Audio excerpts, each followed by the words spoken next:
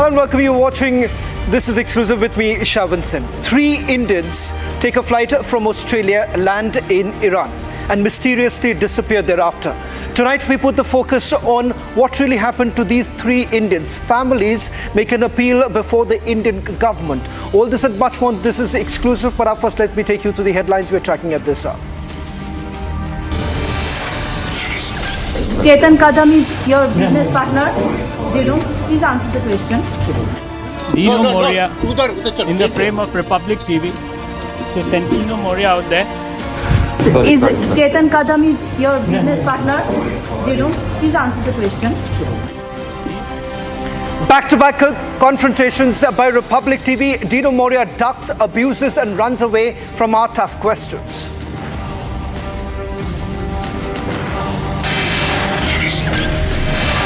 Three youths trafficked and abducted in Iran. Demands of hefty ransom haunts the family. Exclusive testimonies tonight.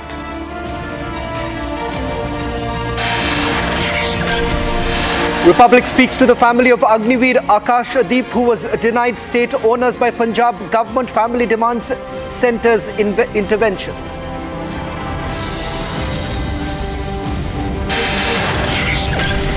New Zealand parliamentarian Erica Stanford faces backlash for racist comments. Indian origin parliamentarian hits back.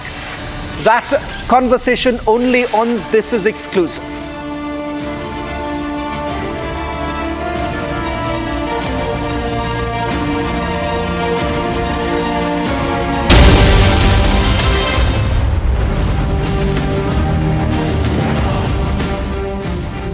Ladies and gentlemen, a disturbing and a deeply tragic story is unfolding, raising alarm questions about the growing nexus of human trafficking, fake visa rackets and a cross-border crime.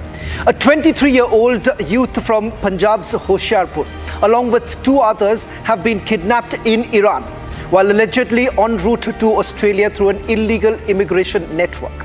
What was sold as a golden opportunity for a better future abroad has now turned into a horrifying ordeal for the victims and their families. The families, now devastated and desperate, have approached the police and are pleading with the Indian government for swift diplomatic intervention. But they are caught between seeking help and falling prey to the ransom demands of the perpetrators. On ground report that we're bringing to you tonight brings in the account of these very families, the very fact that they have been tortured in Iran.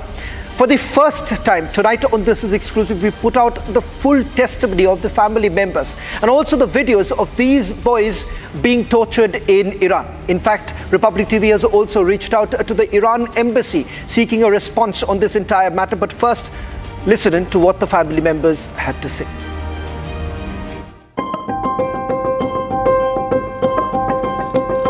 A wave of anxiety and despair grips the quiet village of Bhagowal in Hoshiarpur. Amritpal Singh, just 23 years old, had left home last month with dreams of a better future in Australia. Instead, he has landed in the nightmare of a foreign abduction. Along with 2 companions, Hushanpreet and Jaspal, Amritpal was allegedly trafficked through Iran under the guise of a company visa arranged by a travel agent. The trio was abducted shortly after arriving in Iran, according to a family member.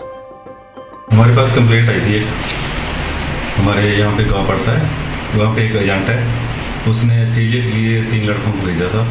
हमारे यहाँ पे एक लड़का है जिसका नाम अमृतपाल है, उसको ऑस्ट्रेलिया के लिए भेजा था और ईरान में स्टे के लिए बोला उसको एजेंट ने कि ईरान में स्टे कर लो 1 दिन के लिए, उसके बाद आपको आगे भेजा जाएगा. Amritpal's mother, Gurdeep Kaur, shares the harrowing account of how the agent lured them with promises of a legitimate visa and a direct route to Sydney. The family paid 18 lakhs for the arrangements and was assured everything was in order. The families lost all contact with the youths after they landed in Iran. A few days later, they began receiving disturbing videos and calls. 23 ਸਾਲ ਉਮਰ ਹੈ sir. ਅਸੀਂ ਵਿਦੇਸ਼ ਭੇਜਿਆ ਸੀਗਾ, Australia ਦਾ work permit agent ਨੇ ਕਿਹਾ ਸੀ 5-5 ਸਾਲ ਦਾ, 2 ਸਾਲ ਦਾ ਕਹਿੰਦਾ ਸੀ ਇੱਥੋਂ ਲੱਗੂ, 3 ਸਾਲ ਦਾ ਉੱਥੇ ਜਾ ਕੇ ਲੱਗੂਗਾ। ਕੰਪਨੀ ਦਾ ਵੀਜ਼ਾ ਆਇਆ, ਕਹਿੰਦਾ ਸੀ 18 ਲੱਖ ਰੁਪਏ 'ਚ ਸਾਡੀ ਗੱਲ ਹੋਈ ਸੀ। ਸਾਨੂੰ ਉਹਨੇ ਵੀਜ਼ੇ ਦੀ ਬੱਚਿਆਂ ਨੂੰ WhatsApp ਕੀਤਾ ਵੀ ਵੀਜ਼ਾ ਤੁਹਾਡਾ ਆ ਗਿਆ ਆ, ਤੁਸੀਂ ਪੈਸੇ ਦਾ ਅਰੇਂਜਮੈਂਟ ਕਰ ਲਓ, ਤੁਹਾਡੀ ਟਿਕਟ ਵੀ ਜਲਦੀ ਹੋ ਜਾਣੀ ਆ 26 ਤਰੀਕ ਦੀ। ਅਸੀਂ ਪੈਸੇ ਇਕੱਠੇ ਕਰਕੇ ਸਾਰੇ ਰਿਸ਼ਤੇਦਾਰਾਂ ਤੋਂ ਸਾਰੇ ਕਰਕੇ ਅਸੀਂ 18 ਲੱਖ ਰੁਪਈਆ ਏਜੰਟ ਨੂੰ ਪਿੱਪਲਾਂ ਵਾਲੇ ਦੇ ਆਏ। ਸਾਨੂੰ ਕਹਿੰਦਾ ਵੀ 25 ਤਰੀਕ ਨੂੰ ਘਰੋਂ ਤੁਸੀਂ ਚਲੇ ਜਾਇਓ, ਤਾਂ ਉੱਥੇ ਮੈਂ ਮੂਹਰੇ ਹੋਟਲ ਦਾ ਐਡਰੈਸ ਦੇ ਦਿੱਤਾ ਵੀ ਉੱਥੇ ਪਹੁੰਚ ਜਾਇਓ। ਹਾਂਜੀ, ਬੱਚਿਆਂ ਦੀ ਕੁੱਟਮਾਰ ਕਰਦੇ ਸੀ, ਧਮਕੀਆਂ ਬਹੁਤ ਦਿੰਦੇ ਸੀ, ਕਦੀ ਕਹਿੰਦੇ ਸੀ ਕੰਨ ਲਾ ਦੇਣੇ, ਇਹਨਾਂ ਦੇ ਛੁਰੇ ਮਾਰ ਕੇ ਵੀ ਵੀਡੀਓ ਕਾਲਾਂ ਕਰਦੇ ਸੀਗੇ, ਦਿਖਾਉਂਦੇ ਸੀਗੇ। ਫਿਰ ਜਿਸਲੇ ਅਸੀਂ ਉਹਨਾਂ ਨਾਲ ਗੱਲ ਕਰਦੇ ਸੀ ਵੀ ਸਾਨੂੰ ਦੱਸੋ ਅਸੀਂ ਪੈਸੇ ਕਿੱਥੇ ਦਈਏ, ਤਾਂ ਉਹਨੇ ਸਾਨੂੰ ਅਕਾਊਂਟ ਭੇਜਿਆ, ਤਾਂ ਜਦ ਕਿ ਅਸੀਂ ਚੈੱਕ ਕਰਿਆ ਪਾਕਿਸਤਾਨ ਦਾ account C.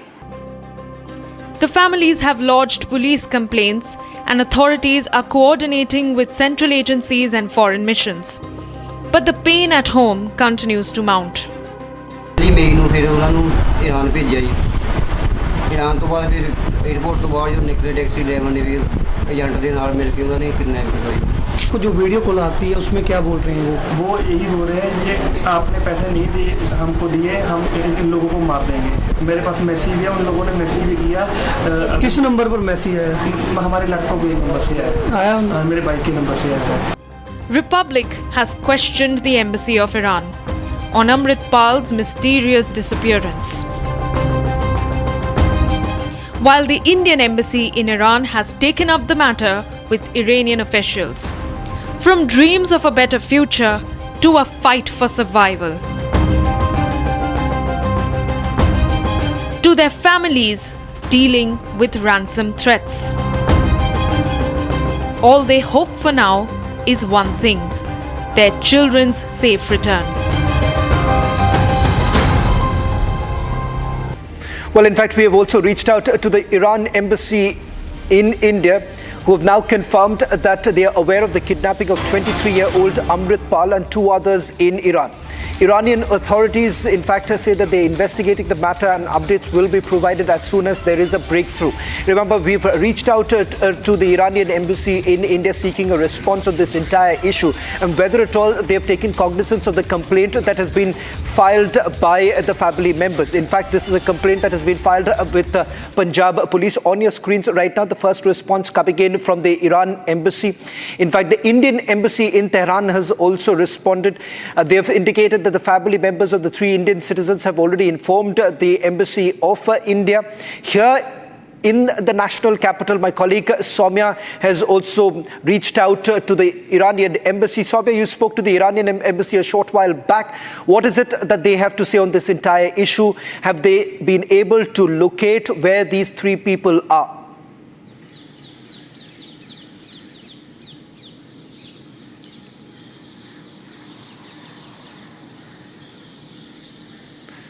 Soumya, if you can hear me, the question that I was asking you was with regards to the conversation that you've had with the Iranian embassy here in the national capital. Do they have any idea where these three Indians are at this point in time? Yes, well, see, the Iranian embassy here in the national capital has taken cognizance of the matter. They're aware of this incident that has taken place in Iran. They're aware that three Indian citizens, one named Amritpal and two of his other companions are missing there in Iran. So they have taken cognizance of the issue, and with that they've also alerted concerned Iranian authorities. So I'll break up the sequence of the events for you and for our viewers. That both the Iranian embassy here in India and the Indian embassy there in Tehran have taken the cognizance of the matter, and the concerned Iranian authorities have been alerted about the incident. The mission there in Tehran have taken this matter very strongly with the Iranian authorities and have said that a swift response is expected. They have to work very closely on this matter, and they have to update the Indian mission there about the whereabouts of the three Indians missing. The same has been conveyed by the Iranian embassy here as well, that they have received the complaint and they have on their end alerted the Iranian authorities, and they will be giving us the details as soon as there's a breakthrough in the incident in the case. Well, thank you very much, Soumya, for joining us on this broadcast. I'll stay with these visuals on your screens right now. These are videos that we have got from the family members. The family members claim that when they landed in Iran, there was no word from all three of them. In fact, our reporter Sukhwinder Singh reached out to the family members a short while back. They say that they've got in touch with the embassy, but till now, as we speak, there's absolutely no information about their whereabouts. Where are they right now? Have they been taken into some custody to an undisclosed location? We still do not know. On your screens right now, we are putting out full evidence of the fact that these three Indians have been tortured while they were in Iran. In fact, they were en route to Australia for further work. Now, whether at all the agents are basically behind it, that is still not known at this point in time. The family members running from pillar to post, seeking some sort of justice on this entire issue. Republic TV has also reached out to the Iranian embassy on this entire matter, seeking their assistance to help the family members locate the three individuals. These are young boys who were en route to Australia when this entire incident took place.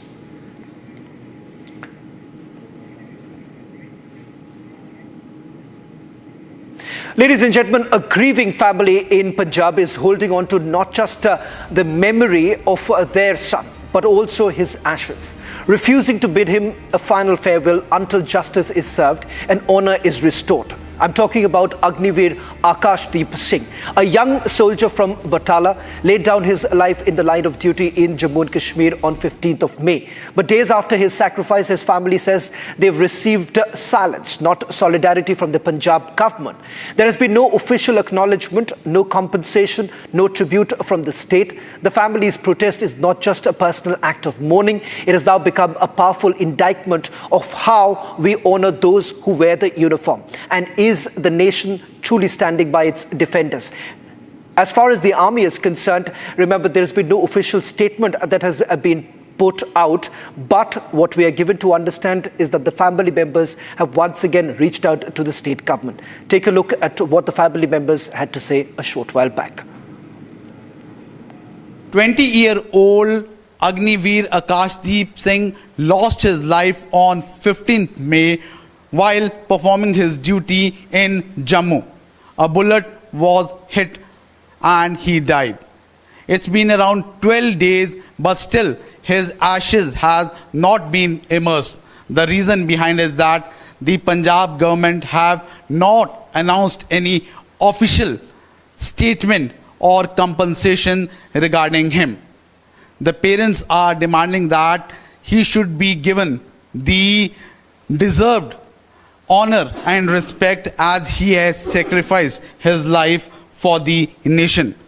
To talk more on this, right now with us is the parents of Akash Singh. Balwinder जी, जानना चाहेंगे, लगभग 12 दिन हो गए, अभी तक आपने अपने बेटे की अस्थि विसर्जन है वो नहीं किया है. क्यों नहीं आपने अस्थि विसर्जन किया है? ਸਾਨੂੰ ਅਜੇ ਇਨਸਾਫ ਨਹੀਂ ਮਿਲ ਰਿਹਾ. ਇਨਸਾਫ ਮਿਲੂਗਾ, ਉਹਨੂੰ ਕੋਈ ਬਣਦਾ ਹੱਕ ਆਕਾਸ਼ਦੀਪ, ਸ਼ਹੀਦ ਆਕਾਸ਼ਦੀਪ ਨੂੰ ਮਿਲੂਗਾ, ਫਿਰ ਹੀ ਅਸੀਂ ਕਰਾਂਗੇ. ਉਹਨਾਂ ਚ ਕਈ ਘਰ 'ਚ ਹੀ ਰੱਖ ਛੱਡੀਆਂ. अच्छा, इनकी माता जी वो भी हमारे साथ, उनसे भी बात कर लेते हैं. क्या चाह रहे हैं आप सरकार से? आपको क्या मांग है आपकी? ਦੇਖੋ ਜੀ, ਸਾਡਾ ਪੁੱਤ ਤਾਂ ਉਹ ਦੇ ਨਹੀਂ ਸਕਦੇ. ਮੇਰੇ ਪੁੱਤ ਨੇ ਦੇਸ਼ ਤੋਂ ਜਾਨ ਕੁਰਬਾਨ ਕਰਤੀ. ਸਾਨੂੰ ਪੁੱਤ ਨਹੀਂ ਉਹ ਲਿਆ ਕੇ ਦੇ ਸਕਦੇ. ਸਾਨੂੰ ਕੋਈ ਨਹੀਂ, ਹੋਰ ਕੁਝ ਨਹੀਂ ਚਾਹੀਦਾ. ਮੇਰੇ ਬੇਟੇ ਦਾ ਮਾਣ ਸਨਮਾਨ ਬਣਦਾ ਦਿੱਤਾ ਜਾਵੇ. ਸ਼ਹੀਦੀ ਦਰਜਾ ਉਹਨੂੰ ਮਿਲਣਾ ਚਾਹੀਦਾ. ਉਹਨਾਂ ਚਿਰ ਅਸੀਂ, ਜਿੰਨਾ ਚਿਰ ਉਹਨੂੰ ਸ਼ਹੀਦੀ ਦਰਜਾ ਨਹੀਂ ਦਿੰਦੇ, ਅਸੀਂ ਉਹਦੀਆਂ ਅਸਥੀਆਂ ਜਲ ਪ੍ਰਵਾਹ ਨਾ ਕਰਾਂਗੇ. ਠੀਕ ਹੈ, ਹਾਂਜੀ. It's been around 12 days, but still his ashes has not been immersed in the holy water, and the family is completely shattered. What they are demanding is that why the Punjab government is keeping silent.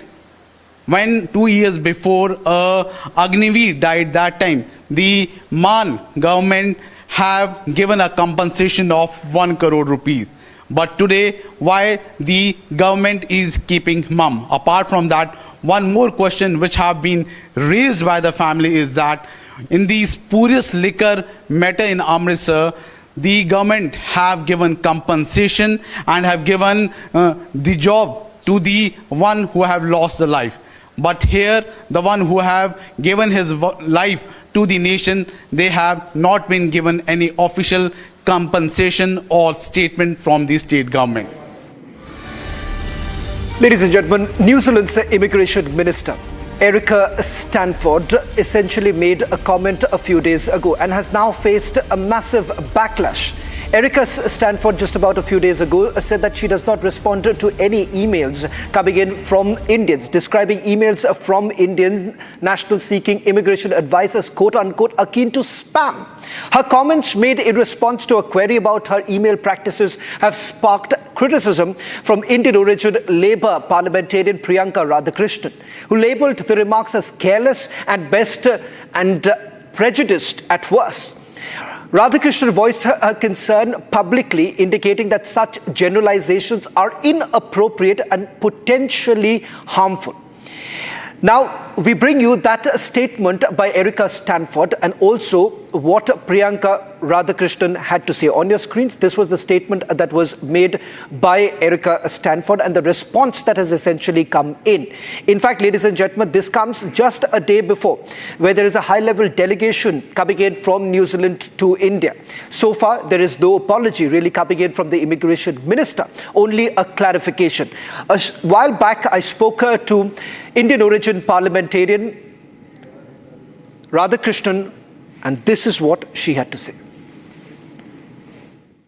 New Zealand Immigration Minister's remark has now sparked a massive row. Joining us tonight on This Is Exclusive is Indian origin parliamentarian Priyanka Radhakrishnan. Ms. Radhakrishnan, thank you very much for speaking to Republic TV. I want to begin by asking you, the remark that was made by the New Zealand Immigration Minister smacks of deep bias, and this does not augur well for New Zealand.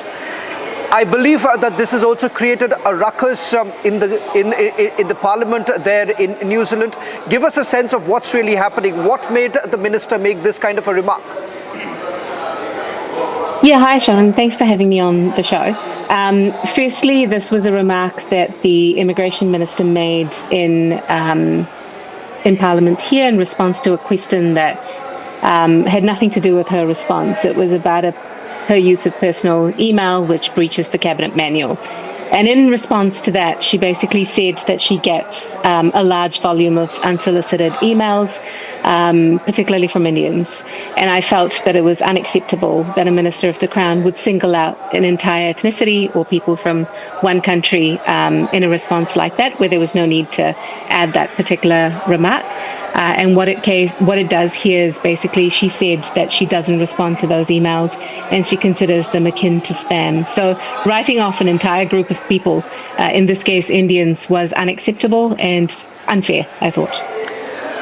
Ms. Radhakrishnan, the clarification that was given by the minister was this. She says that her statement was misinterpreted and that the comment was essentially about the volume and nature of unsolicited emails. Is that really enough, given the fact that we have essentially seen the kind of difficulties that many of the students from India actually have to face when they actually go to New Zealand? There have been cases of racism that have been cited, and the response really coming in from someone at the helm of power does not really augur well. Yeah, I mean, that's right. She could have left it at the fact that she receives a large amount of unsolicited emails from around the world. There was no need to single out one particular ethnicity in the way that she did here. And you're right in the sense that these sorts of comments only serve to stereotype particular groups of people from specific countries. And that's why I feel that it's unacceptable. By and large, though, while every country can do better, I wouldn't necessarily tar the whole of New Zealand with the comment of the minister. However, it is up to the Prime Minister to keep his ministers accountable, or get his ministers to be responsible and accountable for the comments that they make that potentially have an impact and implications for people. Mr. Radhakrishnan, what kind of an action are you looking at right now, given the fact that if you look at the trade that both the countries have and the power that India basically exudes at this point in time at various global platforms. Do you believe an apology is enough or a parliamentary motion against the minister is an appropriate way of looking forward? What is it that as a parliamentarian you are demanding from the Prime Minister of New Zealand? Yeah, look, the onus is on the Prime Minister to come out and say that he doesn't find this acceptable. He's been asked by our media about this comment today, and he has said that he's not worried. At the same time, our Foreign Minister is visiting India tomorrow. And so, this is an opportunity for the government of the day to say that they don't find the immigration. Well, getting in some more breaking news coming in. This is a big win for Israel. You have Israeli Prime Minister Benjamin Netanyahu now confirming that they have killed Hamas leader Mohammed Sinwar. This comes at a time when the Israeli Defense Forces have carried out massive raids in Rafah. We're getting details of a confirmation coming in from the Israeli Prime Minister himself stating that he was killed in a raid that was carried out. We're also getting in details that the Hamas chief, one of its most wanted and the younger brother of deceased group's leader Yahya Sinwar has already been eliminated. In fact, Mohammed Sinwar was elevated to the top ranks of the terrorist group after Israel killed his brother Yahya in combat during the ongoing war in Gaza.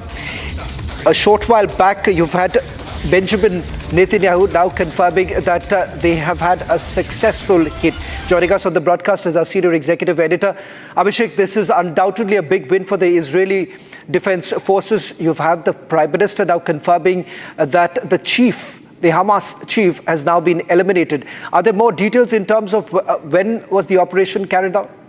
Well, as of now, this is the only information that we can share with our viewers, Shawan, which is that there was an ongoing operation to target Mohammed Sinwar, who had taken on the leadership of Hamas, the operational leadership of Hamas. Remember, Yahya Sinwar was the military chief, so to say, of Hamas in Gaza Strip.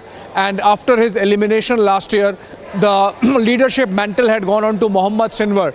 Israel maintains that they are not going to stop this war till the time that the entire Hamas leadership is eliminated. Their list is 31 of them, and about 15 of them now stand eliminated, which means still halfway through, so to say, insofar as Israeli military objectives are concerned, and that's the reason why they are not stopping this war. In fact, last week Israel decided to double down on ground forces inside of Gaza Strip and carry out flushing operations for the rest of the Hamas leadership, going against the tide in terms of global public opinion, to the extent that allies like the United Kingdom, France and Canada have taken a very strong position against Israel and against the government of Benjamin Netanyahu. Shawan, just to give you a number of Hamas leadership leaders of Hamas that have been eliminated till now, which includes, apart from, of course, Yahya Sinwar, and remember in Israel we had Mohammed Haniyeh being eliminated right inside Iran by an Israeli precision missile strike. Apart from that, we have Hassan Nasrallah, of course, of the Hezbollah, after which the entire Hezbollah leadership was taken down in Lebanon.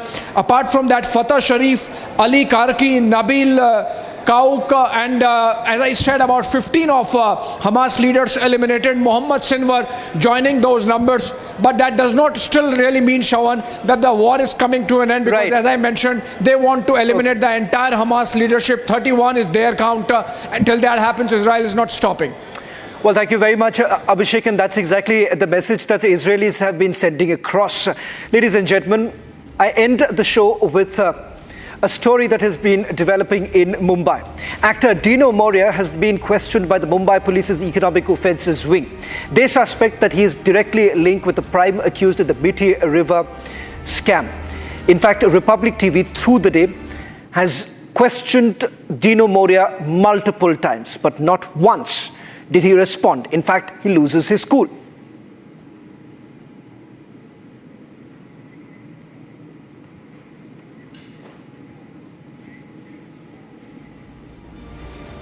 Well, that's all that we could pack in this edition of This Is Exclusive. I'll be back to you tomorrow with more exclusive stories.